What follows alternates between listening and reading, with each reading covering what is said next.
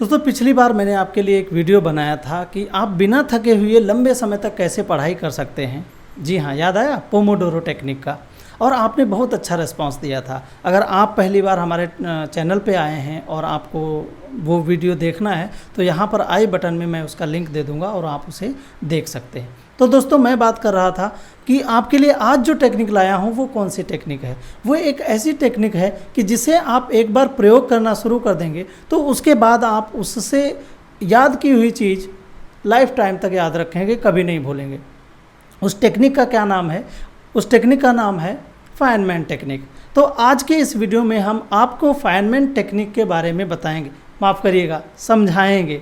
तो जिसे आप एक बार समझ लेंगे तो आप उससे समझी हुई हर चीज़ को लाइफ टाइम तक नहीं भूलेंगे। तो कहीं जाइएगा नहीं, शुरू करते हैं बिना किसी देरी के।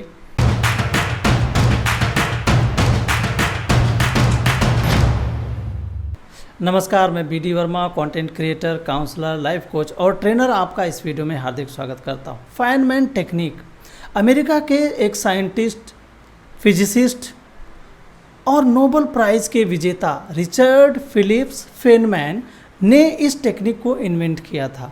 जनरली इस टेक्निक का प्रयोग साइंस के स्टूडेंट्स के लिए उन्होंने तैयार किया था और वो कहते थे कि जब तक आप किसी सब्जेक्ट को समझोगे नहीं तब तक आप उसे याद नहीं कर सकते, आप उसके बारे में कुछ जान नहीं सकते। उन्होंने ये कोट लिखा था कि what I can't create I do not understand. तो इस कोट को समझिए आप तो आप समझ जाएंगे कि इनकी ये टेक्निक क्यों इम्पॉर्टेंट है। क्योंकि अगर आप किसी सब्जेक्ट को, किसी टॉपिक को समझ नहीं सकते तो आप उसको कितना भी रट्टाफिकेशन मार लीजिए, कितना भी ज़ोर ज़ोर से पढ़ लीजिए, जब आप एग्ज़ाम में वो चीज़ आएगी तो आप उसमें से 50% गलत करके आएंगे। ये 100% तय है।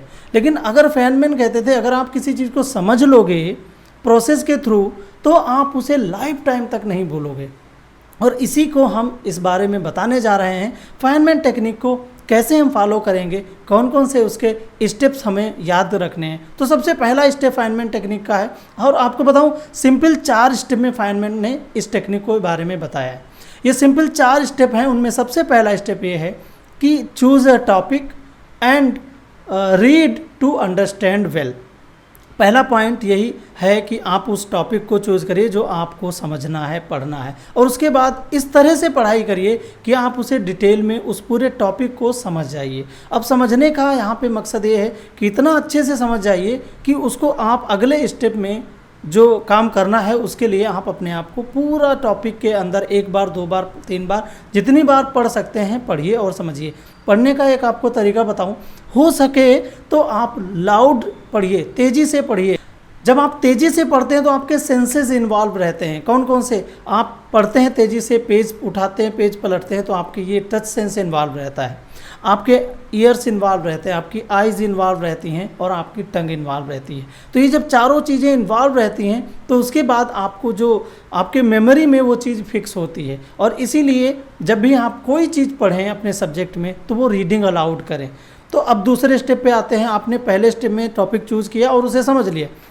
दूसरा स्टेप है कि आप उसे किसी एक ऐसे इंसान को समझाइए जो उस टॉपिक से अनफेमिलियर हो, उसके बारे में जानता नहीं हो, और ऐसी आसान लैंग्वेज यूज़ करिए, इतने प्यार से समझाइए कि वो एक एक चीज़ जान जाए और बिल्कुल भले ही उसके बारे में उसको ज्ञान ना हो। फिर उसके बाद तीसरा स्टेप क्या है? तीसरे स्टेप पे आप आ जाइए और तीसरे स्टेप पे आप ये देखिए कि आपने जो पढ़ा समझा था और जो आपने दूसरे को समझाया था उसके बीच में ऐसी कौन सी चीज़ें थी, ऐसे कौन से पॉइंट थे जो आपसे मिस हो गए। उन पॉइंट्स की लिस्ट बना लीजिए, उन्हें पॉइंट आउट कर लीजिए और यही होता है आइडेंटिफाई द गैप। तो पहला आपका हो गया choose a topic and read to understand well. दूसरा पॉइंट हो गया आपका teach to a child or any unfamiliar to it. तीसरा पॉइंट हो गया आपका कि आइडेंटिफाई द गैप्स। अब चौथे पॉइंट पे आते हैं। जब आपने ये गैप्स आइडेंटिफाई कर लिए तो चौथे पॉइंट पे आइए और उसे रिवाइज करिए, उसे रिव्यू करिए कि आपने जो पढ़ा था वो आपके गैप जो थे वो अब दोबारा नहीं आने चाहिए। और जब ये आप उसे दोबारा रिव्यू कर ले तो उसके बाद फिर से आप इसको रिस्टार्ट कर दीजिए। चौथे पॉइंट में यही है कि रिस्टार्ट द प्रोसेस। अब आप फिर से वही पढ़िए, समझिए, उन गैप्स को आइडेंटिफाई करने के बाद, रिव्यू करने के बाद फिर से पढ़िए, समझिए, फिर आप एक किसी बच्चे को पढ़ाइए या किसी अननोन पर्सन को पढ़ाइए और उसके बाद देखिए कि अब भी गैप आ रहे हैं। अगर अब आ रहे हैं तो फिर से वही काम करना है, नहीं आ रहे हैं तो यू हैव अंडरस्टैंड वेल, और फिर 4th स्टेप में आपका रिव्यू कर लीजिए और कंप्लीट हो गया। तो ये चैप्टर जो है किसी भी चैप्टर को, किसी भी टॉपिक को आप बहुत आसानी से फाइनमेंट टेक्निक के जरिए पढ़ सकते हैं, समझ सकते हैं।